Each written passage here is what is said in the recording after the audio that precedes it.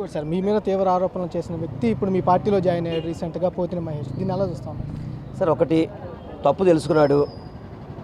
పవన్ కళ్యాణ్ మోసం చేశాడు, చంద్రబాబు మోసం చేశాడు, భారతీయ జనతా పార్టీ మోసం చేసింది.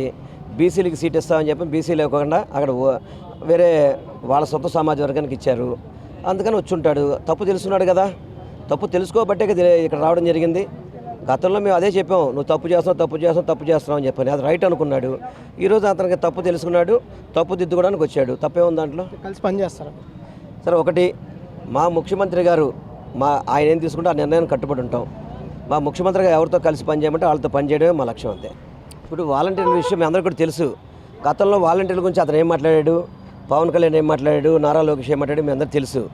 అదేవిధంగా మన పెన్షన్ విషయంలో అతనికి దెబ్బ తగిలింది, ఆగ్రహంగా ఉన్నారని చెప్పిన ఉద్దేశంతో మొన్న వాలంటీర్లకి 50,000 పెట్టి జీతం ఇచ్చి ఉద్యోగాలు ఇప్పిస్తాను, ₹1,00,00,000 పెట్టి ₹1,00,000 పెట్టి ఉద్యోగం ఇప్పిస్తానని చెప్పాడు. అది నమ్మట్లేదని మళ్ళీ ₹10,000 వచ్చాడు. చంద్రబాబు మాటలు నమ్మే పరిస్థితులు ఎవరు లేరు. చంద్రబాబు నాయుడు ఎప్పుడు అబద్ధాలు చెప్తాడు. అతనికి ఒక మునిశాపం ఉంది, అది వైఎస్ రాజశేఖర రెడ్డి గారు చెప్పారు.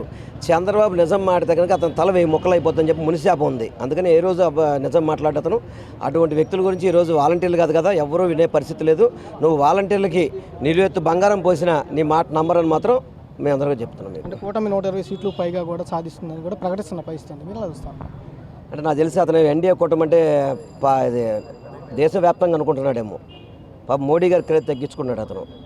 ఆ కూటమి అయితే ఆంధ్ర రాష్ట్రంలో మాత్రం కూటమి ఫెయిల్. ఆంధ్ర రాష్ట్రంలో 1-2 సీట్లు కూడా వచ్చే పరిస్థితి లేదు. ఇంకోటి సార్, మీ మీద